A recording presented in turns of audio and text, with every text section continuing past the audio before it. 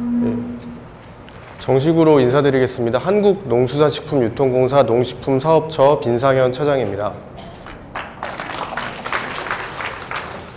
예, 대만 수출용 포도 사전등록제에 대해서 간단히 말씀드리겠습니다.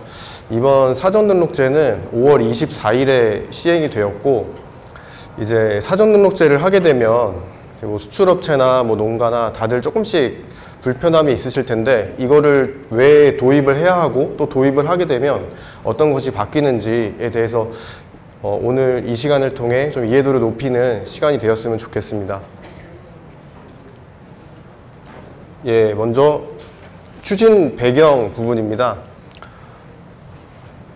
우측 상단의 그래프를 보시면 2021년도에는 대만에 포도를 수출하는 수출액이 이제 한 20만 불 정도 됐었습니다. 근데 이제 2022년을 지나서 이제 2023년이 되면서 1100만 불까지 이 수출액이 늘어났습니다.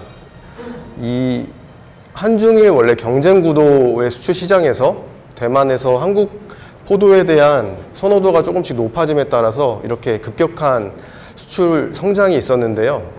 이제 그럼에 따라서 안 좋은 면도 있었는데 이제 안전성 위반 사례가 증가하게 되었습니다.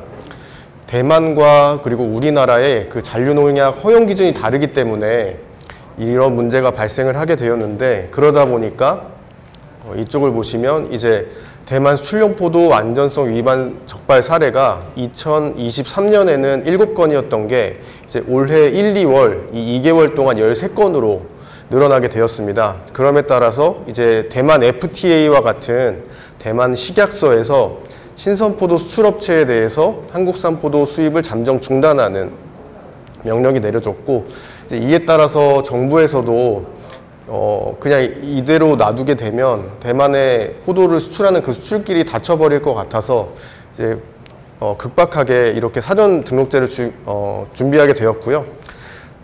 간단하게 말씀드리면 대만에 수출하는 포도의 이력과 추적을 관리해서 이렇게 오늘 이 자리와 같이 농약 안전 사용 교육도 하고, 그리고 ID 제도도 도입하고, 생산 단계부터 수출 단계 전반에 대해서 수출 안전성 관리 체계를 구축하게 됩니다.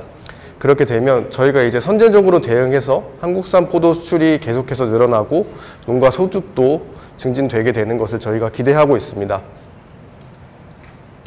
사전등록제를 시행하게 되면 먼저 농약 안전 사용 교육을 생산 농가, 수출업체, 생산자 단체는 매년 4시간씩 교육을 필수로 받아야 하고, 그리고 수출업체, 생산자 단체, 농가에 대해서 개별 등록번호인 아이디를 발급하게 되고, 마지막으로 사전등록제에 등록하고 안전성 검사 성적서를 제출한 수출업체에 대하여서만 검역증을 발급하게 됩니다.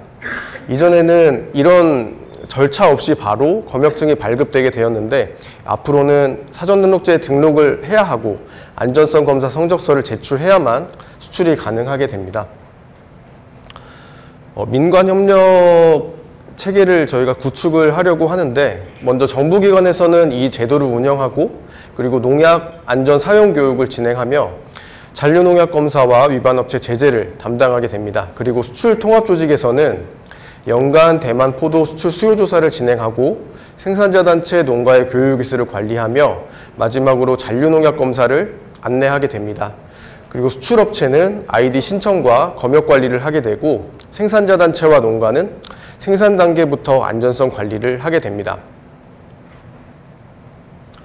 사전 등록 절차에 대해서 좀 정리를 해봤는데요. 먼저 안전성 교육을 받아야 합니다. 오늘 이 자리와 같은 안전성 교육을 받으신 이후에 아이디 신청을 희망하는 수출업체는 수출업체, 생산자 단체, 농가 이 모든 서류를 취합해서 AT 지역본부 쪽으로 신청서를 제출하여 아이디 신청을 해야 하고, AT에서는 심사 이후에 이제 등록 단계를 거치게 됩니다. 그리고 이 아이디 현황 자료는 저희가 유관기관에 매월 업데이트하여서 공유할 예정이고요. 그 다음에는 수출하기 전에 수출 15일 전에 농관원에 잔류농약 검사 신청을 해야 합니다. 이후에 잔류농약 검사를 하게 되고, 수출 5일 전에 아이디 정보와 안전성검사 성적서 등 관련 서류를 검역본부에 제출하여서 검역 신청을 하게 되고 검역증을 발급받아서 이제 수출하게 되는 그런 프로세스고, 이 제재에 대한 부분은 제가 뒤쪽에서 더 자세하게 설명드리도록 하겠습니다. 세부 운영 계획은 앞서 말씀드린 이 사전 등록 절차를 조금 더 자세하게 풀어서 설명하는 부분이라고 보시면 될 것 같습니다. 먼저 이 교육 같은 경우는 농진청 주관으로 운영되게 되고, 대만 잔류농약 허용 기준, 생육 관리, 수출 관련 주의 상황 등의 내용을 담게 되며 분기별로 교육하고 현장 수요에 따라 수시 교육을 실시할 예정입니다. 그리고 교육 이수는 수출업체, 생산자단체, 농가 모두 다 받아야 하고 1년 단위로 4시간 동안 수출을 받아야 하며, 만약에 이수를 하지 않으면 아이디 삭제나 등록 제한 등의 제재 사항이 있습니다.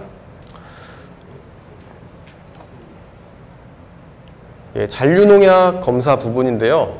검사는 수출 15일 전에 신청을 해야 되는데, 그 이유가 안전성 검사에 약 10일, 그리고 검역증 발급에 약 5일의 시간이 소요되기 때문에 수출 15일 전에 안전성 검사를 신청을 해주셔야 되고, 농지 소재의 농관원 지원이나 사무소로 신청하시면 됩니다. 그리고 잔류농약 잔류농약 결과서 같은 경우는 안전성 검사 성적서를 첨부해서 대만 수출 검역 신청 시 검역본부 쪽으로 제출을 하면 됩니다. 이 제출을 하는 것과 그리고 이 검역을 받는 것은 수출업체 주관 사항입니다. 그리고 만약에 국내에서나 수출국 통관 과정에서 잔류농약 검사 결과 부족한 판정을 받을 경우 수출업체는 원인 분석 결과와 재발 방지 대책을 AT 지역본부 쪽으로 바로 제출하고 보고해야 합니다. 다음으로 검역 부분입니다.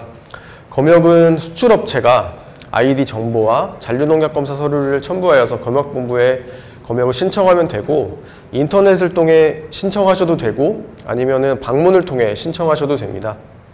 그리고 검역증 같은 경우는 검역본부에서 수출업체와 생산자단체 농가의 아이디 등록 여부와 잔류농약 검사 서류를 확인하고 검역증을 발급하게 됩니다.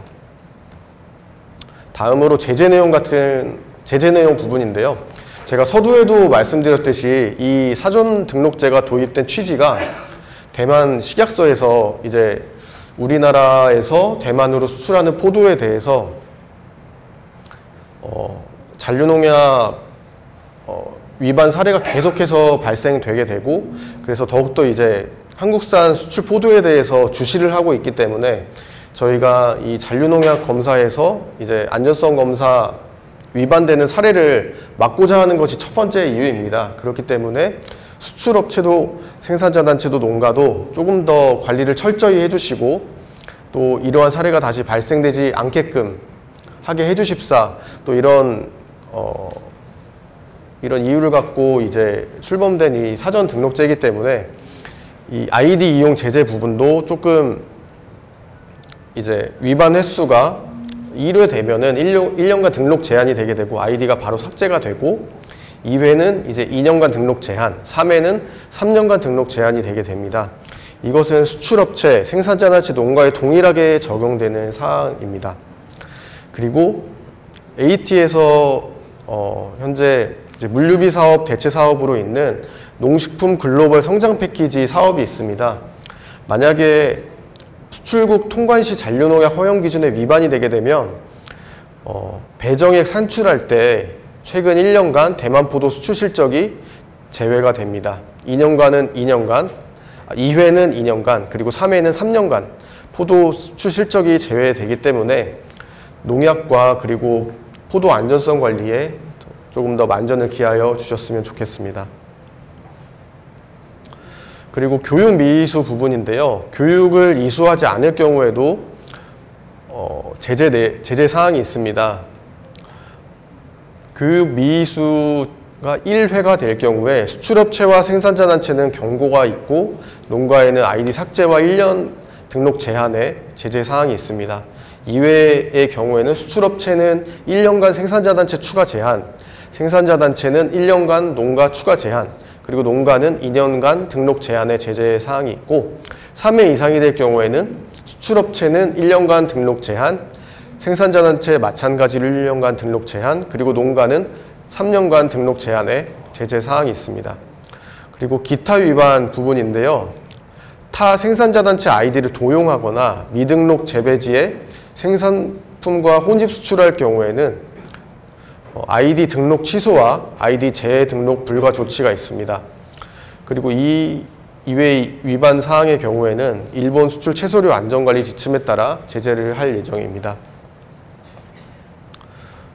관계기관별 역할인데요. 이 부분은 먼저 농식품부에서는 대만 수출용포도 사전등록제 도입과 안전성 관리의 총괄의 부분을, 그리고 AT에서는 이 사전등록제 운영, 그리고 아이디 심사 관리 제재, 그리고 마지막으로 중앙안전성위원회 운영을 하게 되고, 농촌진흥청에서는 농약 안정 사용 매뉴얼 제작 배포, 그리고 안전성 교육 계획 수립과 운영을 담당하게 됩니다.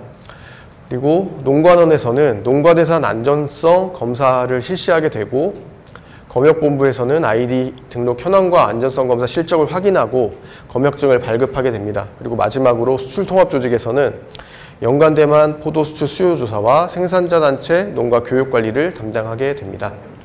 다음으로 수출 주체별 역할 부분인데요. 이 수출 주체별 역할 부분은 수출업체와 생산자 단체, 농가 이렇게 세 가지로 나눠지게 됩니다. 먼저 수출업체 같은 경우는 농진청 주간 안전성 교육을 이수하고 신청 서류 준비와 아이디 신청 부분과 그리고 검역 부분을 담당하게 됩니다. 생산자 단체는 수출업체와 마찬가지로 안전성 교육을 이수하고 수출 15일 전 농관원에 잔류농약 검사 신청을 하게 되고, 농가는 농진청 주간 안전성 교육을 이수하고 대만 잔류농약 검사 기준에 따라 관리할 의무가 있습니다. 마지막으로 그러면 이 사전등록제에 어떻게 신청하는지 이 신청 방법에 대해 말씀드리도록 하겠습니다. 먼저 수출업체가 신청 서류를 구비하여서 소재지 AT 지역본부 쪽으로 신청 서류를 제출하게 되어지고, 수출업체가 제출한 신청 서류의 적합 여부를 신청하고 AT 본사에서는 이제 적격업체 하나여서 아이디 등록을 하게 됩니다. 이후에 AT 지역본부에서 수출업체 쪽으로 신청 서류에 대한 그 등록 결과를 통보하게 됩니다.